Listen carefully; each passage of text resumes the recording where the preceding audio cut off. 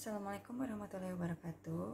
Hi, my name is Indri Satya, Class Management F, University Kuningan.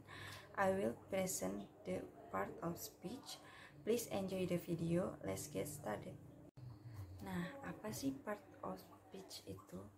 Part of speech adalah bagian-bagian yang mendasar dari kalimat bahasa Inggris atau jenis-jenis kata yang merangkai satu kalimat menjadi padu dan memberikan pemahaman kepada pendengar atau pembaca.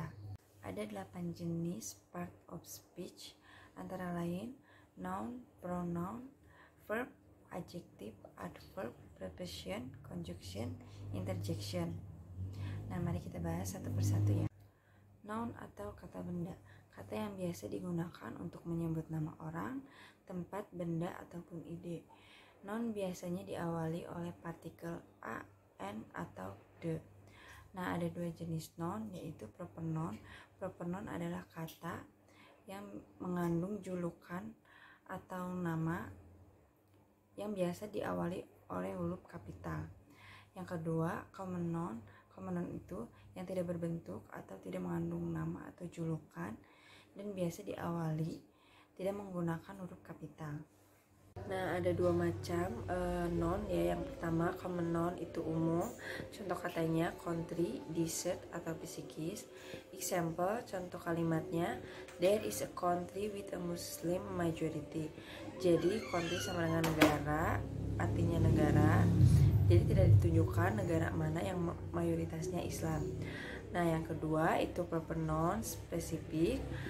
Contoh katanya Indonesia, Sahara, Albert Einstein. Example atau contoh kalimatnya yaitu batik comes from Indonesia. Jadi sudah jelas kalau batik itu berasal dari Indonesia. Pronoun atau kata ganti adalah jenis kata yang berfungsi untuk menggantikan orang atau benda. Pronoun terdiri dari kata ganti tunjuk dan kata ganti tertentu.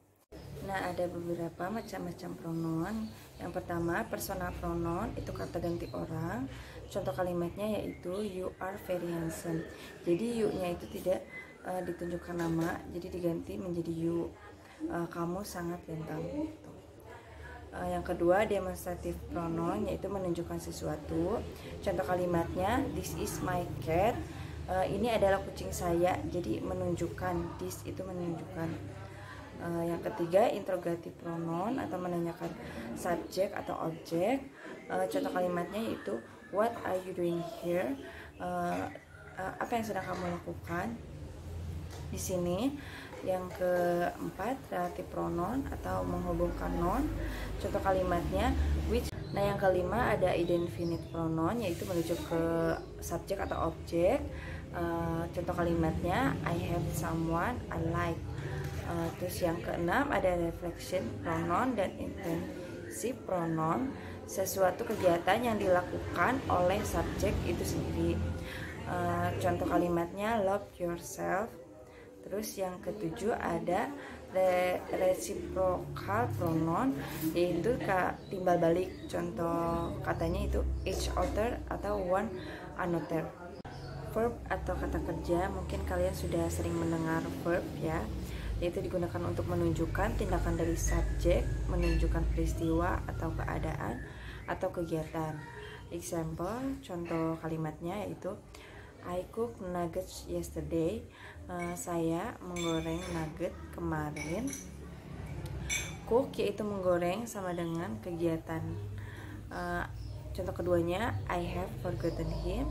Saya telah melupakan dia. Forgot yaitu melupakan suatu keadaan di mana seseorang telah melupakan.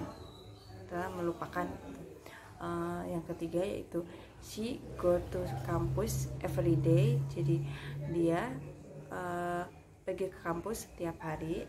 Go to campus itu suatu kegiatan yang dilakukan setiap hari.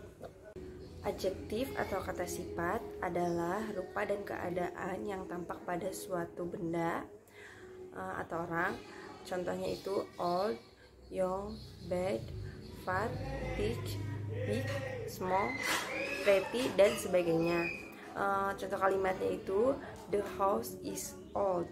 Jadi menunjukkan bahwa rumah itu sudah tua. Contoh keduanya itu the pool is very big, jadi menunjukkan bahwa kolam itu besar.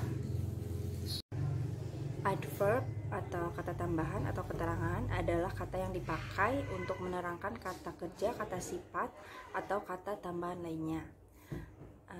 Ada beberapa macam-macam adverb, yaitu adverb of time, of manner, of degree, of modality, of frequency, of place, dan of focus.